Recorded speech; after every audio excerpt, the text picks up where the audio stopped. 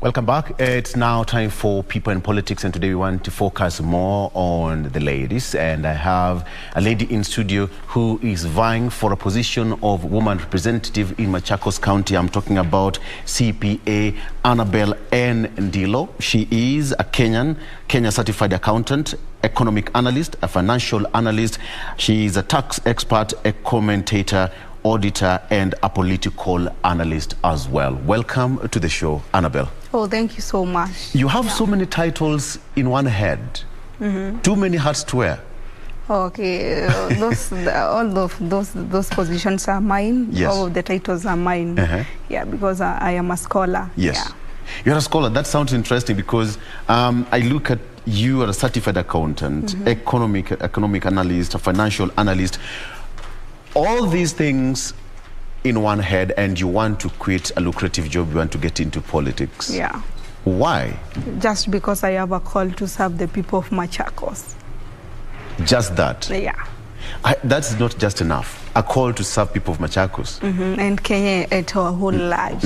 Okay, despite me being in politics, I'm not quitting my profession since I've said I'm a scholar. Yeah. I value education. I know education is the key to success. So being in politics, vying for the position of women rep in Machakos doesn't mean I am going to quit my profession and maybe devalue education. But I want to add something above that. Yeah. We'll come to that a bit later on, but let's talk about the issue of the economy of our country. Yeah. As an economic expert, where are we as a nation currently? Yeah, as a nation of Kenya, as you know, we have a high level of debt in Kenya.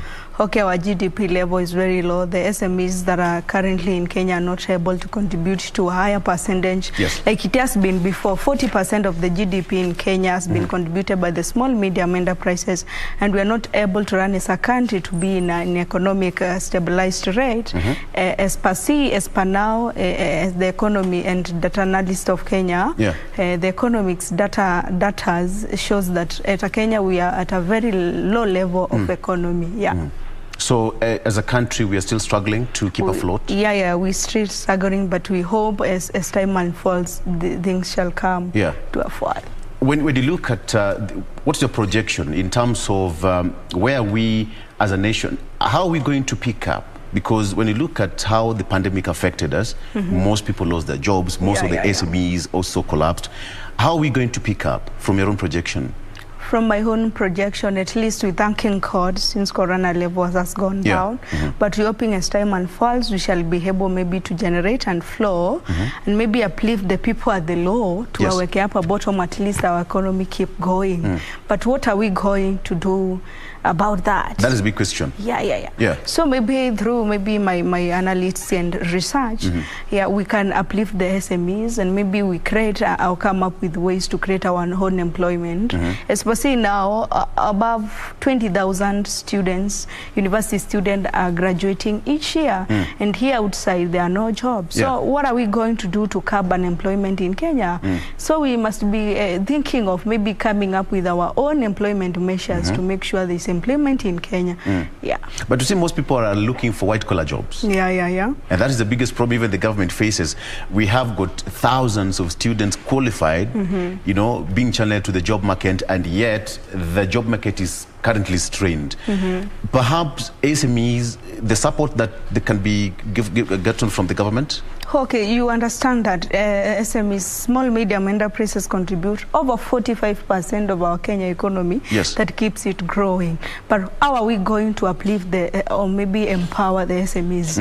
Maybe through the government giving free late loans, grants, and maybe encouraging banks to give free late loans to the people to be able to purchase the raw materials. And also maybe improving in our manufacturing sector. Can we say that Kenya is among the countries that's being overtaxed? Yeah, it is one of the most challenges that we have in Kenya. Taxes. And also to improve on the SMEs, we can offer maybe free license to those people so that they are able to run their businesses without being taxed.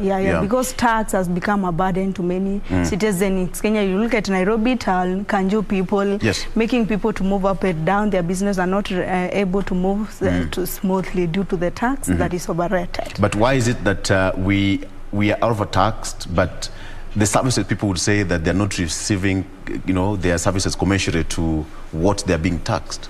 Okay, understand. We are facing a very major economic crisis in Kenya. Yeah. So the KRA, in coordination with the government, are trying maybe to tax side to make sure we are able to pay our debt. That's all. But we should, the government of Kenya should maybe sit down and come up with ways to maybe relieve the tax burden on these people.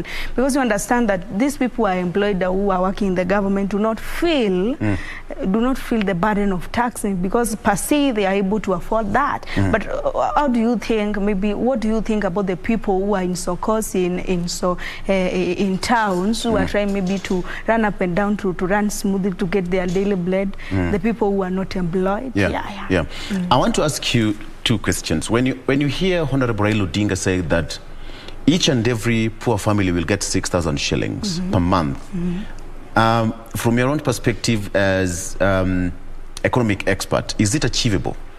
Okay, I can say, Percy, everything in a country, a developing country in Kenya, since we are a developing country, is achievable. But what matters, ceteris paribus, as an economist, means all factors are constant. What is the genuineness of what is promising? This one can work, but we are not aware whether the model will work, the genuineness in it. Since perhaps you understand that money was given for Corona times. I don't know whether you got, Victor, you got an opportunity to receive the money, but I have some friends, mine I didn't get myself, but there are people who come maybe from rich families who are stably okay, but they used to get the Corona money. So we don't understand the genuineness in the promise and the model of maybe His Excellency Raila Odinga. So such a model can work, but I can maybe discourage him, since because 75% of Kenyans are living below the poverty level. So that seems a dream. What is this magic poverty line? Poverty line means we are not able to afford the daily bread. You cannot afford education, proper housing and education, the basic needs. So in your own perspective, it's not achievable? It's not achievable in a country like Kenya, since we question the genuineness in it, the reality. When I look at what the Deputy President, on the other hand, also say, he will pump 50 billion into this project, another 150 billion to the other project. How would that be achievable then? I also question His Excellency DP William Ruto. Okay, as I said earlier, everything in a developing country like Kenya can work, but we question the genuineness and reality in these things. Okay, if maybe that is the case, pumping maybe 50 billion, 150 billion to the world, that means a country will run into inflation. And maybe we would be able, even will be in a worse economic crisis than it has never been before. So what maybe he can do, and maybe my advice to him, is not giving money to the people at the bottom. Looking at, he should look at the ways to empower the people at the bottom, not simply giving them money. No, when you give everybody, maybe as every citizen in Kenya money, it means there will be a lot of sellers and no buyer. That one will make a country to run into a high rate of inflation. And currently as we speak, the country is at a high debt rate. And it's projected that for every 100 shillings we spend, 70 shillings goes for debt repayment. That is a huge dent in our pockets. Are we going to get from that deep hole anytime soon as a country? Okay.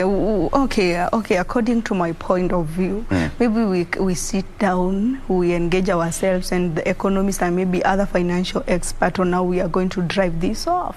But if we are not going to sit down, discuss and come up with great minds we're gonna sit down, discuss and maybe look at ways that we can evade this. That one will make it better.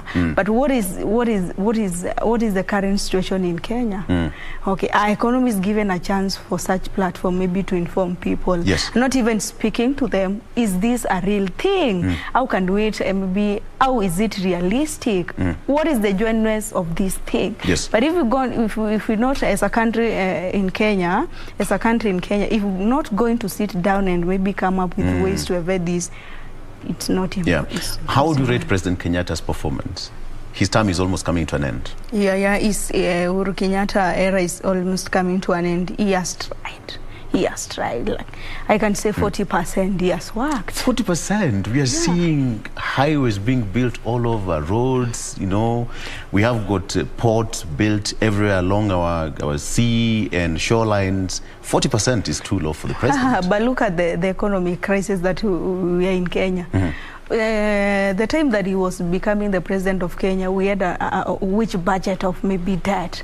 Look at the current level of debt that we have. He has okay, it's not his mistake, but he has done, okay, he has performed well, quite per se, but the economic crisis, the value of the economy now is very low. The value of a coin is very low. So we still need to do something about that. But he has tried. 40% is quite okay. 40%. Most Kenyans are not feeling the impact. They say that, you know, we are still repaying lots of loans and the country is actually struggling to keep afloat. So when you talk of 40%, that's still okay for a third world country? Okay. Money matters aside, you are running for a position of a woman representative, Machakos County. Tell me something about that. Okay. I'm passionate about politics. I'm passionate about instrumental leadership. Okay. As per se, I come from Machakos. I was born and raised in Machakos. I know the problems that Machakos people undergo. Every politician say that. They says that. Okay, I was in another discussion while I was telling people, you can know a person who can perform, but these people, the residents and citizens of Kenya, are rating people equally. But I can tell you per se, a person who maybe understands the problem of an area is the best person that the residents of an area can vote for that person. So I was looking at the history of Machakos back then. Okay, I know many of the people do not understand the role of a women rep, but a women rep was brought on board to curb the problem and sicknesses of to that gender role. They are brought on board to fight for the rights of girl child. But do we see them in parliament debating for bills and policy statements to fight for the rights of girl child? They don't, simply because they don't know their roles. So me as a women rep, I aspirant in Machakos County, have researched. I want to fight for the rights of girl child specifically, just because okay, a women rep is just like an MP. But what is the difference? Allocation of the budget and staff, CDF, they are all involved. But what is the main role of this women rep? To fight for the rights of girl child. Basically, legislation is also part of it, apart from fighting for the rights of a girl child. You know, when you talk of a position of a woman representative, most women are now running from that position and eyeing for the role of, the positions of governorship. Do you really think that women are given a proper platform to compete with their male counterparts politically? Or apart from the women rep seat, maybe in governors and MPs. Okay. Because that's the only seat that you'll not see a man going there. But I understand even from where I sit and from where I come from, they are women aspirant. Like just like Wavinya Ndeti, Florence Mwangangi, they come from Machakos and they are competing for the seat of a governor. Okay, what I can see is per se, the society views women as a weak weapons. So you understand, many of these women who are aspiring for political seats, the society can view them as a weak weapon. But what comes later after that? If you are a woman and maybe you are not contesting for a woman rep seat, you are competing with other men, you should prove yourself to the people that you can. We are not electing you for merciless things, for sympathy. No, prove that you can. Okay. So are you trying to say that the current member of parliament hasn't performed well? The current women rep, yes, especially she hasn't. We have never seen her in parliament debating and giving policy statements about the rights of girl child being fought. There are a lot of gender-based violence rape cases are happening over and over in Masinga, Katiani, and those stuff. When she's called on board, she doesn't say. She's not seen. So we need to elect a vibrant leader, courageous one, a transparency, and an accountable person. A person who has the interest of Mwananchi at hand. Which party are you going to vie on? Okay, Spasi now I'm affiliated with UDS Spasi now. I am working hand in hand with UDA. So I believe as things unfold, if ceteris paribus, all factors L constant, I'll find using that ticket. But if, okay, I was encouraging the citizens of Kenya, maybe at Spasi, yes, we don't choose political parties. I understand there is this ethnic that maybe is affiliated to the communities, but if you see a capable leader that is maybe in ODM, you don't like ODM, is in Wiper, you don't like Wiper, choose the candidate, not the political party. But currently in Kenya, most people go for the party because most of the politicians, they always want to have that three-piece suit. We all know it. You know, with the whole system from the governor to the Senate seat down to the MCA, they always want a suit, as they call it in politics. How are you going to crack with the UDA in Machakos County? Yes, it's perceived to be a wiper zone. Okay, it's conceived to be a wiper zone, but I've been moving up and down, speak to the residents of Machakos and citizens of Machakos, encouraging them to not choose a political party. As per se, maybe UDA might not be famous in Machakos County, but I'll make it famous in Machakos County. Since I'm the candidate of UDA, and I know what I'm advocating for is the right thing for the citizens of Machakos County. Okay, allow me to take a break, and when we come back, we're still going to talk more about issues to do with gender parity, an issue that is still pending in Parliament, has never been achieved to this particular time, even when we're now having another election almost coming up in 6 months' time. So let's take a break. We'll be right back.